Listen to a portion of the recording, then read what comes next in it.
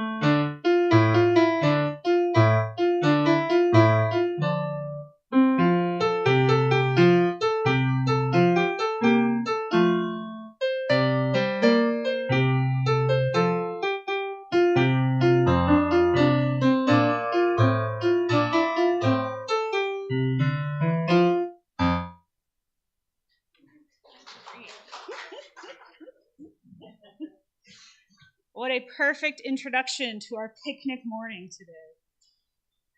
An important ritual in our Unitarian Universalist faith is the lighting of our chalice. It was so interesting anytime that I visit somewhere else or that I watch another service elsewhere to see how very different all of our chalice lighting rituals are, but also how incredibly important it is and how the similar themes of hope, love, and justice resonate throughout what we are doing. I invite you now to join with us as we say our unison words projected on our screen as we light our chalice today. We light this chalice today as a sign of love, hope, and community. We light this chalice in thanks for all who came before us, who live on in our rituals and memories. We light this chalice in thanks for all who are here now, who create community with their loving actions. We light this chalice with thanks for our blessings, with hope for the rough places, and with gratitude for all who stand beside us in the ups and downs of life. Will you join with me as you are willing and able in a spirit of prayer and meditation? Spirit of the seasons change, may we find wonder in the mystery of the buried times, hope in the shade of our lives despite the times that bring us so much heat. And may we find strength to keep going as we look around and know that even in these incredibly difficult moments, we are not alone. Amen, and blessed be. I invite you all to go ahead and take a moment and greet folks this morning, and then we will go ahead and begin our first hymn, number 14.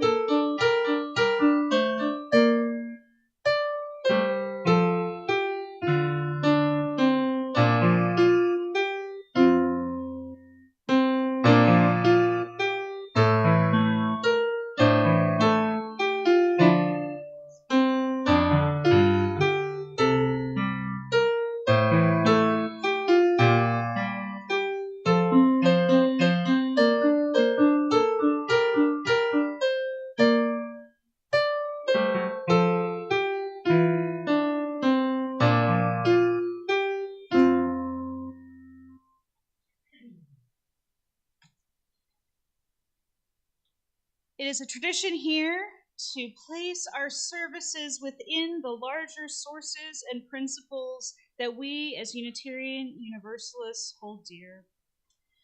We are a religion with no requirement of creed or belief, but we do have things that we support overall. And the service today is being drawn from our seventh principle, the interdependent web of all existence.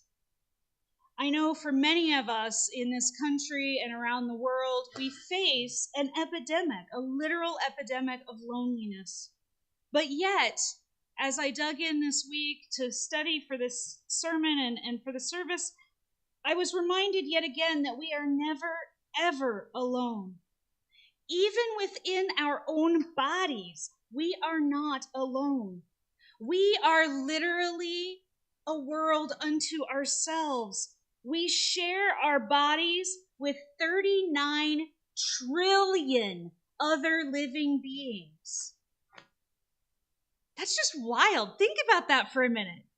39 trillion other beings, from mites and bacteria to fungi to all these little things, which some of us think of as being creepy crawlies, but which live in a coexistent relationship with us.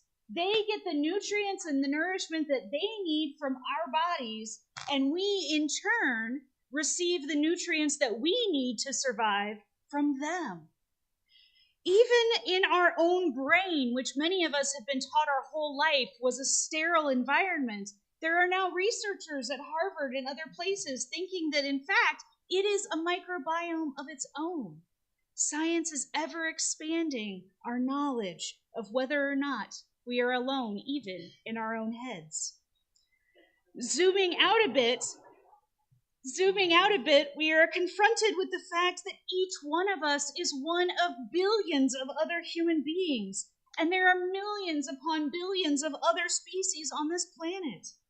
Everything we do or don't do impacts more than we will ever know. Our faith tells us this not to shame us or to tear us down, but to dazzle us with the wondrous and epic possibility that each and every one of us can, through the power of our tiny, small, individual actions, truly change the world. The theme of today's service as we prepare to go to the picnic is very simple. We are all connected. We all need each other. Our voices and our silences, our actions and our reflections, our coming together to renew, and our going out in the community to create change. Alex last week spoke of found family, people with shared values who do things together and are in it for the long haul. Yes, Alex, I watched your sermon. Each of us here is a found family for each other. And like any good crew of strange pirates thrown together in an anime, I think that's a really good metaphor for us, actually. Like any good misfit crew, we seek to grow so that we can continue to be the change that we want to see. We are each and all together a myriad of infinite potential for positive change. Amen and blessed be. As we turn now to that part of our service where we turn inward and contemplative, if I can speak, we come together as one to share in the joys, like the ordination of someone who many of us have known for years, and also in the sorrows, the friends who are not here today, whether through time or circumstance, the people who we know are struggling in their lives, their finances, their relationships. We come together because we are united, we are interconnected, and we do need each other. I invite you to come forward as you are able, take stones, one or many, and place them in the bin, and take a moment and just pause and reflect on the way that each stone causes ripples back and forth. Your stones and another's ripple together in ways that you will never see the end of, but that will each impact one another. Let us be in a time of prayer and meditation.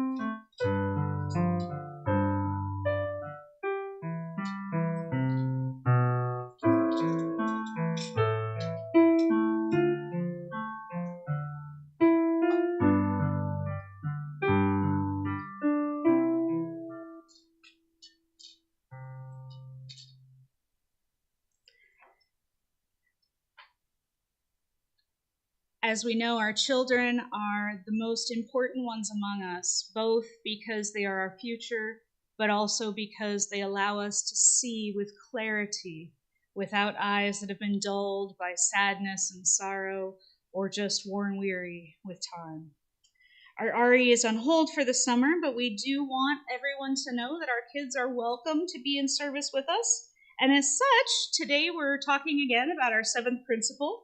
And so I invite them to join with us as we listen to a kids' book read aloud this morning. Welcome to Beyond Borders, inclusive and diverse read-alouds. We are all connected, caring for each other and the earth. Written by Gabby Garcia and illustrated by Natalia Osorio. We are all connected. We all live on one blue dot spinning in space. We are all a part of one human race. We have hopes and dreams and love in our hearts. We are stronger together than we are apart. So why all the fuss to compete and compare, when it feels so much better to connect and to share? We can share when we're sad or down in the dumps. We can share our joys, give high fives and fist pumps.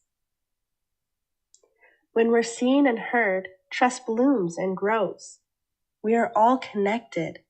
Kindness ripples and flows. Let's speak up for others, include and embrace. We all make mistakes. We can give each other grace. We have more in common than we may believe. We are all connected. We all love. We all grieve. We can celebrate differences, lend a hand, learn from each other, take a stand. We are all connected. Let's raise our voices. We can work together to make brave choices. Protect the water, care for the land, respect all beings. The earth is grand. Nature gives her bounty. She is gentle yet mighty. Stand in awe of her force. Preserve her beauty. Let's look under rocks and explore vast skies. Honor the mountains and chase butterflies. Let's go hunting for rainbows, plant more trees, grow a garden, and be friends with the bees. The earth is our home and needs our care. We all play a part. We breathe the same air. We belong to the earth. It is not ours. We are all connected. We are made of stars.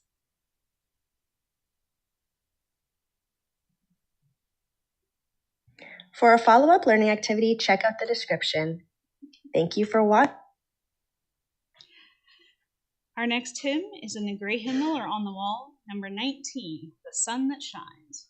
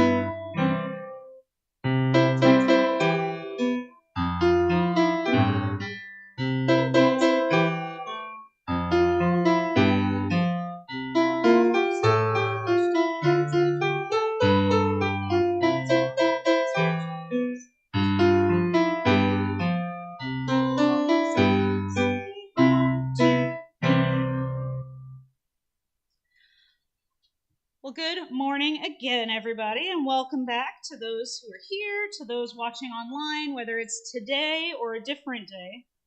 I have to say, this last couple of weeks seems like it has just been an emotional roller coaster for a lot of us.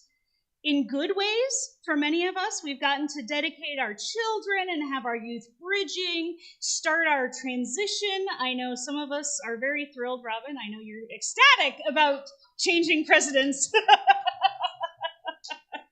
And that's right. And but at the same time, some of those things just impact me. One of my dear friends had a beautiful, incredible, wonderful new life brought into the world in some very difficult circumstances. And, mom and baby were both at a lot of risk. So it was like this big roller coaster. For some of us, we're all impacted by things going on, such as the national shame of a former president becoming a convicted felon for his crimes. Let me race to say that the shame is not in the conviction, but in the commission of those crimes. The shame is compounded by the number of people racing to blame the system for that conviction. It is amazing to me how if it is a brown or black man or a poor man or someone who doesn't fit the mold, that the system is fine and works great and the convictions are real and true. But if it is a famous man, a rich man, a white man, somehow that exact same system has magically become corrupt overnight, and that person does not deserve the verdict that was read. I've seen this unfolding, and my heart has breaking for the ways in which 12 brave and courageous citizens gave up months of their lives. They have faced doxing, death threats, ridicule. They're still under threat.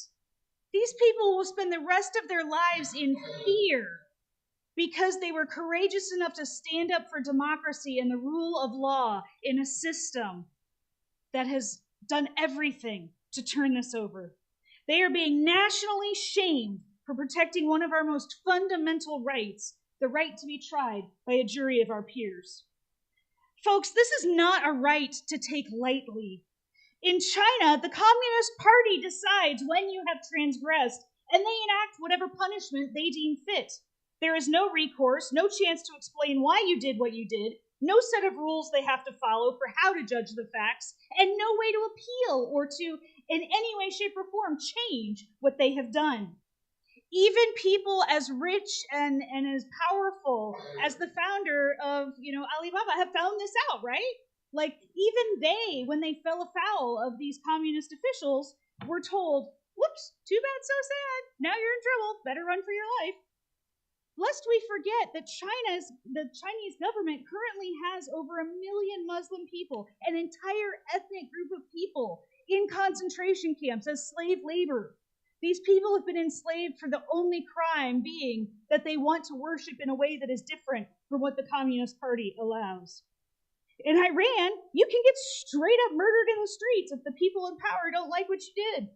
They killed a woman for wearing her hijab wrong. Not that she wasn't wearing it, she just wasn't wearing it the way they didn't like. She was wearing it in a way they didn't approve of. An elderly man a few months ago was killed for the unspeakable crime of dancing. He was happy, and so he had to die. In Russia, you get sent not to jail anymore, but to murder Ukrainians in their horrific invasion of those people if you've done anything to make Putin angry. I can go on all day about the kinds of countries that do not have a fundamental rule of law. But this bedrock idea that every human being deserves an equal shot, and that it isn't the government or the army or a random band of terrorists kidnapping you at a music festival that decides your fate, but that it's 12 people, handpicked by both sides, both the offense and the defense, get a chance to vet these folks. That was really unique when we instituted it. Originally in England, the nobility, the peerage, this is where we get a jury of your peers, right? The nobility got the right to be tried by other people just like them, other rich white people. But the commoners didn't. The commoners got whatever the peerage decided to lay down for them. There was a class system that said some folks are on top and everybody else gets whatever we decide. For us, what was amazing was the idea that we said peerage is for everybody. Everybody gets the same treatment. To see this best thing about our country, mocked, reviled, and treated badly in order to prop up people who really just want a white version of the Taliban, sickens me. Now, I am all too aware of the fact that for far, far too many people, the equal rule of law is not. Anyone who has worked for justice in America knows that the system has let us down more times than we can count. But the fact that it is a letdown means we have an ideal, and we know that the ideal isn't being met. We know that there's an ideal that is good and true and valid. We know that that ideal is worth fighting for. Now, as UUs, we tend to fall in one of a couple of camps. We tend to either be very nice people, what is it the meme says, head down, in our lane, moisturized, doing nice things, drinking our water, don't rock the boat. Or we tend to be boat flippers, burn it all down, Stonewall riot, throw the bricks, protest marchers because quiet doesn't fix it. And these two sides of who we are as people often clash.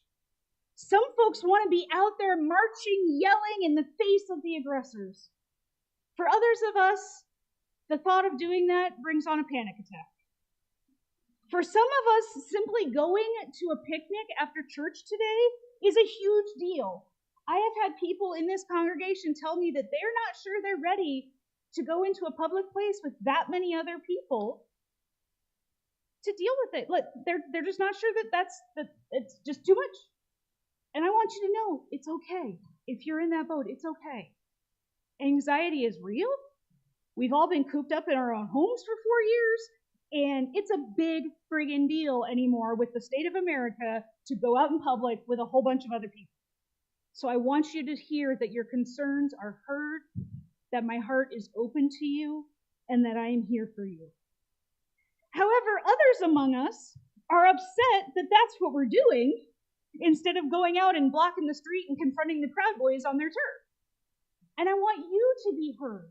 And I want you to know my heart is open for you as well. Because you're right. Things haven't changed. And they are bad. And we do need to make waves. I want to honor those of us on both sides and those of us that are muddling along in the middle somewhere. I want to say loudly and clearly that there is not one right way to achieve an ideal. That what happens when we forget about focusing on the ideals and instead we fight about the process, we lose sight of who we are as people.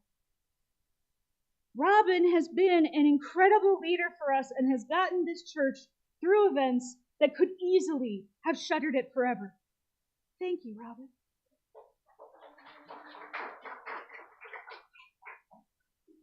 And now Alex steps forward into leadership. His ideals are the same, but the order he puts them in, the way he talks about them, and how he enacts the things he is passionate about will be radically different, and that is okay. I am here as your minister for now, helping you grow, and it is my deepest desire to pass the torch of a growing and thriving congregation to someone else down the road in a healthy and appropriate way so that there's a smooth and seamless transition.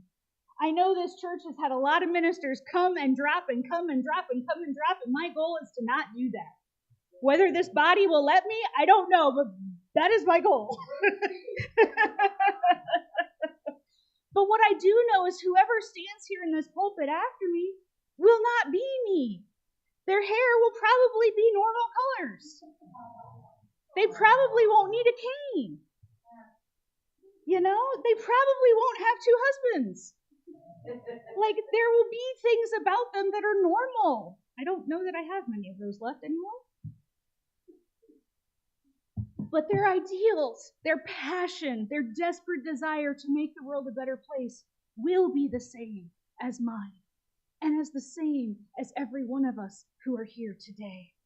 Because the truth is whoever they are, they will be different. They'll have different strengths and weaknesses, different passions and problems, different focuses and families, but the world needs us all.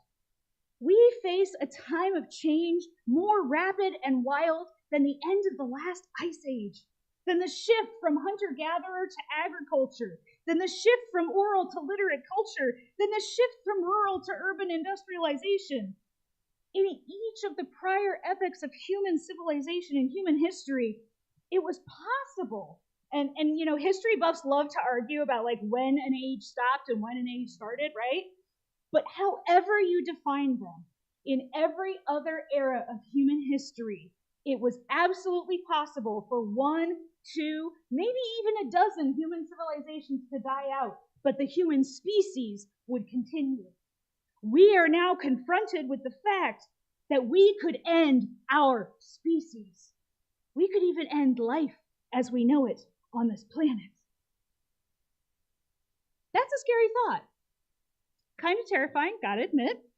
But one of the things that gives me some resilience in the face of this is the fact that it is not the end of life forever. Because life itself is resilient. There are 5 billion years or so left before the Earth will die in the sun's final fiery farewell. And I am certain that new forms of life will emerge that will adapt to whatever we leave behind. There was a tiny mouse-like mammal. It was like this big, right? When the asteroid hit the Earth. Everything smothered. The dinosaurs who had reigned for hundreds of millions of years all died out. This tiny little mouse-like creature turned into all the mammalian things we know today, including us.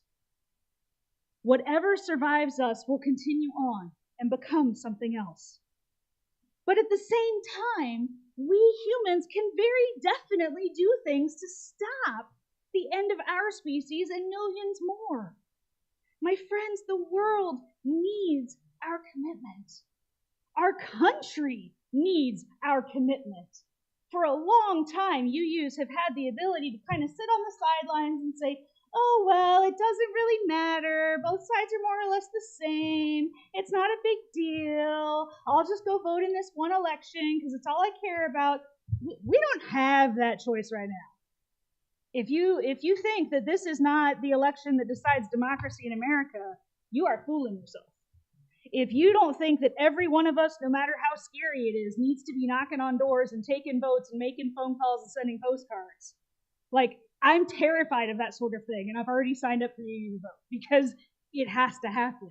We got to get every single uncommitted person out there because most folks who vote have already made up their mind, right? We're not changing them. We're not shifting them. Scary as it sounds, they've already decided who they're going to go for one way or the other, right? But the uncommitted people, the people who think that it doesn't matter, the people who think their vote doesn't count, 10,000 people is all it took to make Georgia win. 10,000 people. That is less than the population of Edwardsville. That's all it takes. That few people. So we've got to be intentional about getting together and going out and doing things that make a difference. Nobody can stay home. Nobody can use the excuse.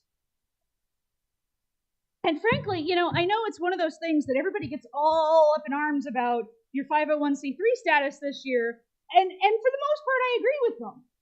But you have one party who wants to do a certain thing and a set of things that aligns with our values, and that, if you go through the principles, you're like, okay, yes. And the other party says, Putin's great, and we're going to dismantle democracy, and China's going to be our bestie. And I'm like, okay, guys, I'm not going to tell you who to vote for, but I can sure tell you who supports our values, right? There is no sort of, what do you call them, whataboutism or, comparison contrast here. It's like one party is very much aligned with us and one party is very much not. Now, I've got some issues on the Israel thing with folks, and you've all heard me rant about it, so I'm not going there again. But even with those issues, one side wants to keep democracy functioning and the other side doesn't. So we have to be intentional here. We need to be a force for good. So how do we do that? This is not a one-size-fits-all. My doctors love me. I go in often, and I have one of my doctors in particular who always asks me if she can bring in her residents, because she says, you're one of the most complicated and unique patients I have. And my residents learn so much from you, and I'm like, thanks. But the truth of the matter is, despite the fact that I confuse physicians, I know who I am, and I know what I can bring to the world. And it's not the same, right? The things that work for me are not going to work for you, whether it's medication or doctor's visits or treatments, or whether it is, political protests and action. Obviously, I'm not marching anyway. But I can write postcards, I can make phone calls, I can send emails. If that's too scary for you, there's other ways you can do it. You can support the people. You can bake bread for the people who are doing those things. You can hand out water where it's legal.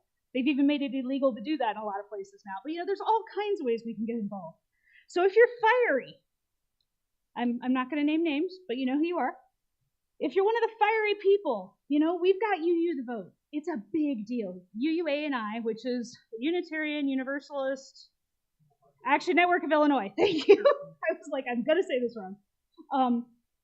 Will absolutely put you to work, in any way you can. We will get out and we will do it.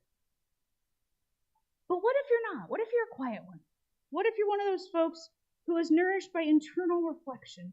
You're centered by your connection to the divine in calm spaces, in quiet ways. We need that too. Help me find ideas. Help me find ways to get the word out about who we are. You don't even have to be the one that does it. Just give us ideas.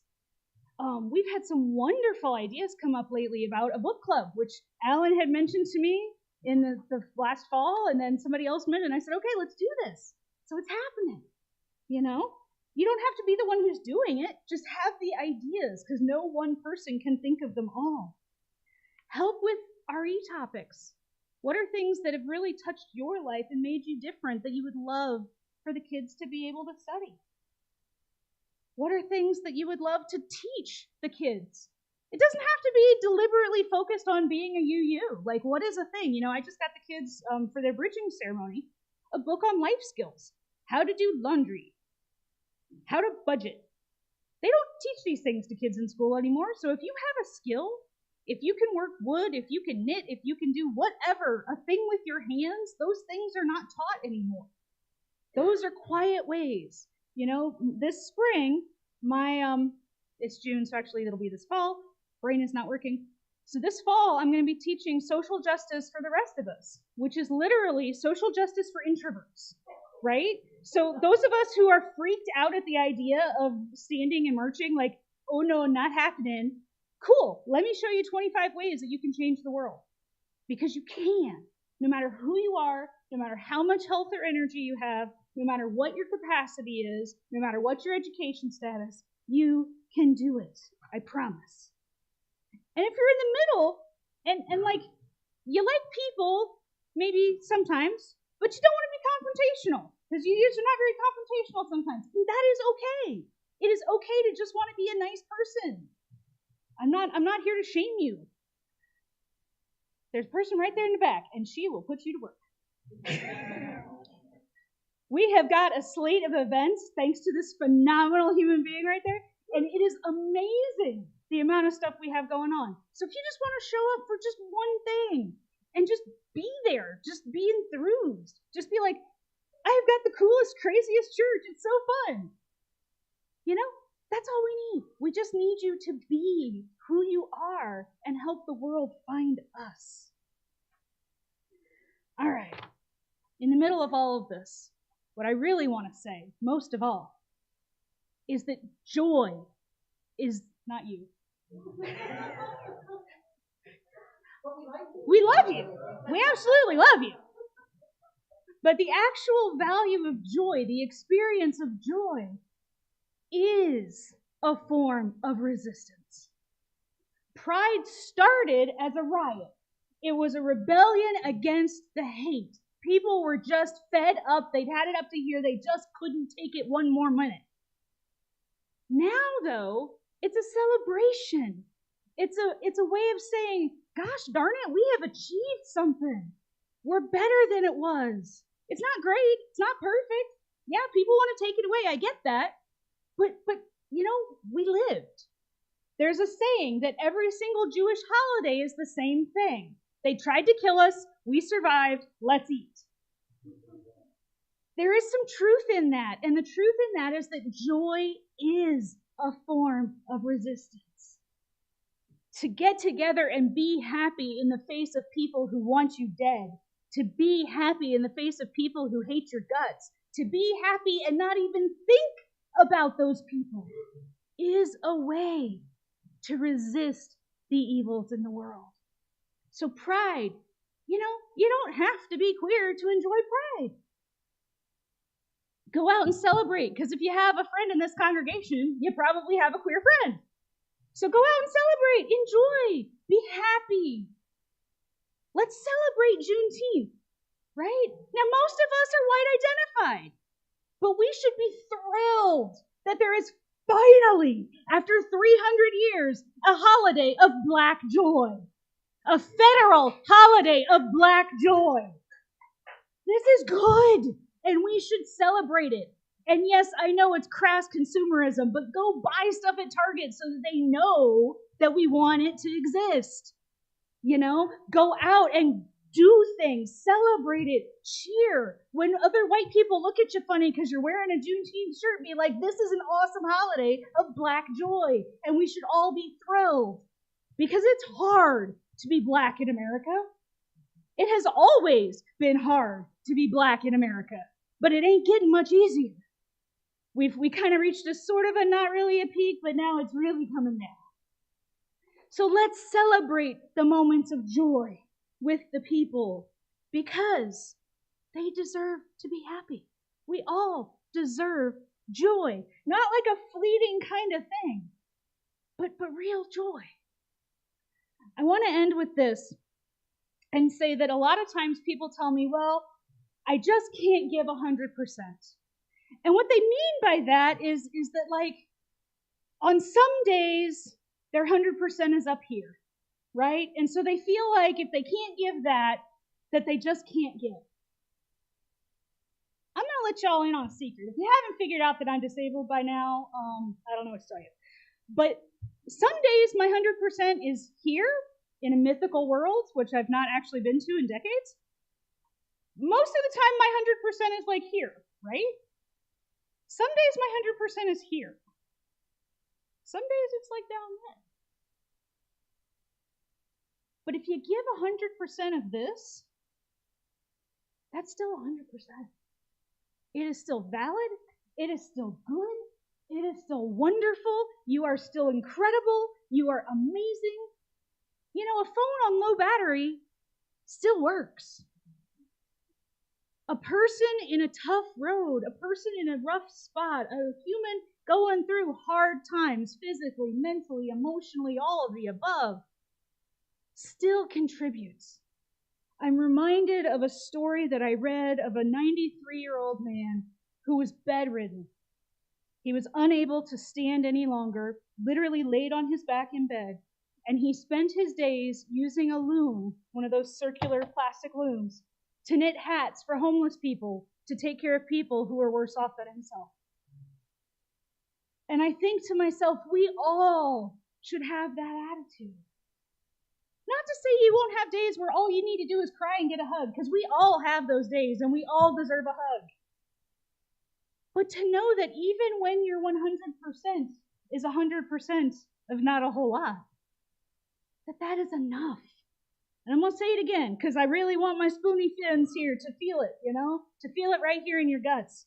Giving the best you have at the moment is still giving your best. And it is still important. You are still important. Your humanity, your contribution to this congregation, your contribution to the world is never defined by some arbitrary value system that somebody else out there puts out. You are important. You matter. Whether it's up here, down here, anywhere in the middle, Nobody sits there and looks at the ocean and says, man, it's just not as blue today as it was yesterday. I just don't like the ocean today. We're just not going to do anything on it. Right? The ocean is what it is. It changes every minute, every second, every hour.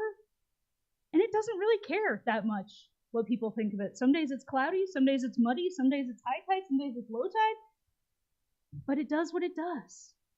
And because it has that inner ability to just be what it is, it allows everything around it to be in harmony as well. Worth is not a dollar figure. When we talk about your infinite worth and dignity, some folks have misread that to mean humans or have a dollar figure.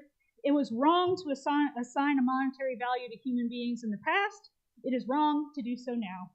Whether it's our insurance companies that say we only have XYZ, value, whether it's our car companies saying that a death is worth so much, it doesn't matter. It's wrong. Our worth is because we exist. Whether if you're a theist, you've probably heard it as the Imago Dei, the image of God. You are made in the image of God, in the image of holiness. For non-theists, you have worth because you are an absolutely unique and non-reproducible manifestation. No one has ever had the characteristics that come together in you. The 39 trillion entities that depend on you for existence have never before and will never again exist in the same way. Our faith says that we all have infinite worth and dignity because existence should not be dollars. Our existence is infinite. Our worth is infinite. This is the bedrock of democracy, of equality, of so many things. If it feels like all you are doing is clinging by your broken fingernails to the tiniest scrap of hope, then existence is enough, and we are here for you. Everything deserves to flourish. Everything deserves to flourish. It is my prayer for each and every one of us that we may live expansively and bountifully into our faith, that we may be able and empowered to find what it is, our own unique formula for flourishing, that we who know it will be empowered to do it, and that we who don't know it will be empowered to find it, because the world is relentless, and it won't usually give us the space to catch our breath, much less flourish. This is our new normal. We're groping and wondering, quiet ones and fiery ones, 100%ers and 1%ers. All of us are important. Each and every one of you and each and every one of your 39 trillion little friends. I encourage you to fumble through this morning into a new normal that is not defined by those who would take and take and take, but rather into a new normal that reflects the values we hold that transcend time and place. Justice, love, hope, equality, interdependence, joy. May we live into a future that may be a dream to us, but that could be a promised land for those who come later. May we each find what we need to flourish and the strength to reach out beyond ourselves and offer that flourishing to others, that they too may excel, so that one day the beloved community will not just be our deeply rooted dream, but our lived reality. Amen, and blessed be. Our final hymn is number 9 in the great hymnal, No Longer Forward or Behind.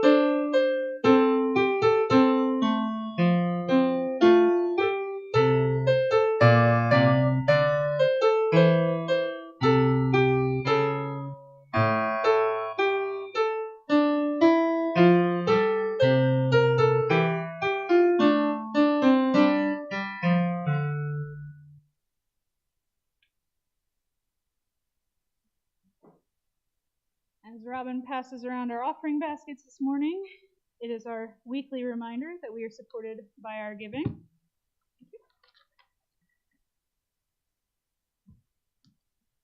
Our links are up here. If you need to get connected with anybody for treasure reasons, Nancy is our treasurer. She's in the back and can help you get hooked up with that. If you need to get connected with anything for your talent or time reasons, Peg is in the back and she will help you get connected with that. That's right. We are so thrilled. Folks, when I first came here, we were doing good to meet once a week because everybody was busy trying to fix the leaks and stop the broken things and just keep the roof from falling in. So now we are looking outward again, and we are getting into our community, and we are doing things, and that is an amazing gift. Thank you all. I invite you to join with me in our offering prayer. May this offering equip us to inspire love and seek justice. Hi, everybody. Hi.